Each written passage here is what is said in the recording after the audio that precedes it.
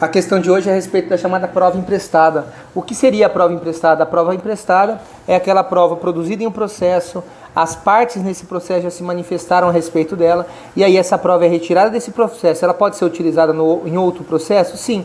A prova emprestada ela é admitida desde o sistema antigo, né, do Código de Processo Civil de 1973, né, só que porém lá ela não era uma prova típica para o Código de Processo Civil, para o sistema antigo. A prova emprestada era uma prova atípica. Hoje nós temos uma previsão expressa no Código de Processo Civil de 2015. Então, com o advento do novo Código, a prova emprestada passou a ser típica a partir do artigo 372, que é claro, né, quando diz que o juiz poderá admitir a utilização de prova produzida em outro processo. Ou seja, é perfeitamente possível, né, o juiz pegar a prova de um processo e trasladar essa prova para o outro processo. Porém, o grande problema desse tipo de procedimento é justamente acerca do contraditório, né? Você tem uma prova que foi produzida em um processo, manifestada pelas partes, né, nesse processo, sendo levada, sendo trasladada para outro processo onde as partes nem sempre se manifestaram ainda sobre essa prova. E aí nós temos a questão, né, ofende ou não ofende o contraditório? Você está retirando de um processo onde as partes se manifestaram a respeito da prova e levando para outro, onde muitas das partes ainda não se manifestaram a respeito dela. E aí, ofende ou não ofende o contraditório?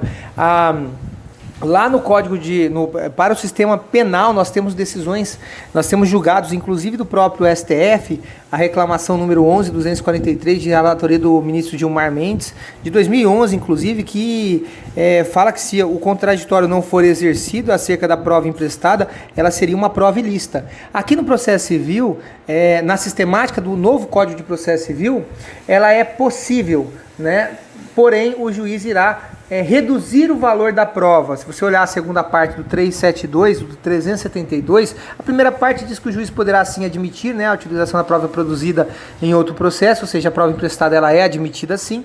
E aí a segunda parte que entra essa questão, né, acerca do contraditório, dizendo que atribuindo-lhe o valor que considerar adequado observado o contraditório. Ou seja, é possível, né, você trasladar uma prova produzida em um processo e levar para outro, inclusive com novas partes. O STJ já se manifestou dizendo que você não pode reduzir a utilização da prova emprestada somente para processos que tenham as mesmas partes, por questões do contraditório.